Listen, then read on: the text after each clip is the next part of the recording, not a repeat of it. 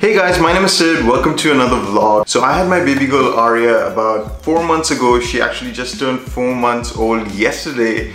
And so today I thought I'd make a vlog about some of the tech that we bought for the baby and some of the cool things that I recommend and a few of the things that I don't recommend you get as well.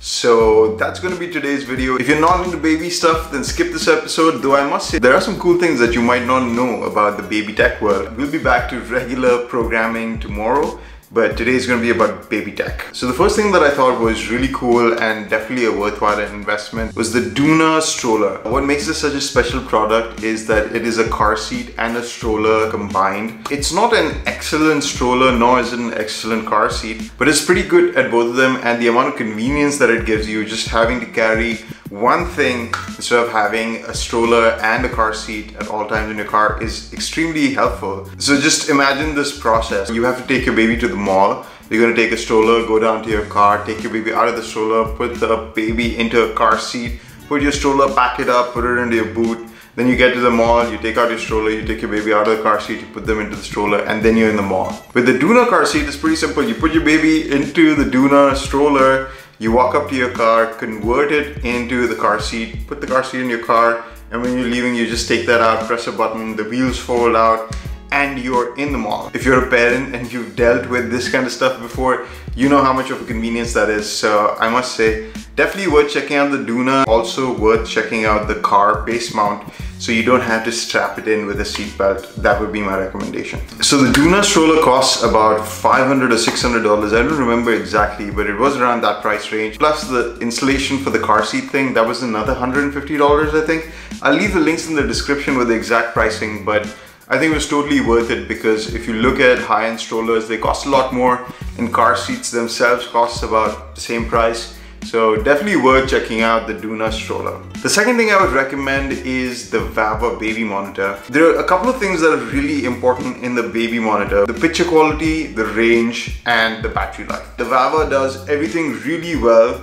So it's got a 4000 milliamp hour battery in it. So I'm telling you, the head unit lasts us for the entire day. Charger in the morning, we really don't have to put it back on the charger throughout the day. And that's really peace of mind, especially when you want to keep an eye on your baby. And like when the battery runs out on your baby monitor, it can be extremely unfortunate. Having that extra battery life is amazing.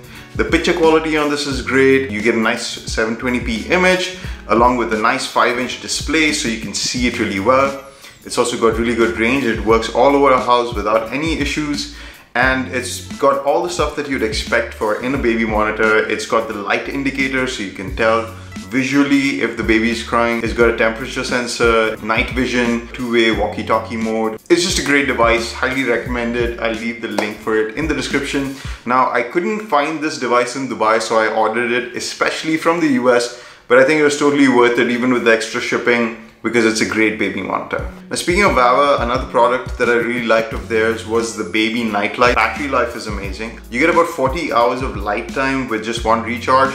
So we haven't really recharged it since we got it, and it's still working great. It seems like it's pretty strong. Baby knocks it off or is trying to play with it. It's not going to break. It's got touch sensitive controls on the top. When you just double tap on it, the light comes on. You double tap on it again and the light goes off. You hold at the top and it'll actually control the intensity of the light. So you get a lot of options in this small tiny thing. It was about $25 to $30. And I think it's totally worth getting it because the light that you get out of it is nice and soft as well, so it's not too harsh. And especially for those night feeds, or if you're changing the baby at night and you need some light, I think this makes a great option. The other camera I would recommend is the Yi 1080p camera. This is basically an IP security camera which works similarly to the baby monitor, but the difference is the baby monitor is the end-to-end thing. You get the camera as well as the display device. With the Yi camera, you just get the camera and then you connect it up to the internet and you get the picture on your phone. Now, I would recommend for home use, definitely get a baby monitor because you can't use your phone to monitor the baby at all times. You want a dedicated screen. But when you're out of the house and you want to check into what's happening at home, the Yi camera is super useful because it works anywhere in the world over the internet. If you want, you can set it up to save to the cloud just in case you want to inspect what's happening at home when you're not there.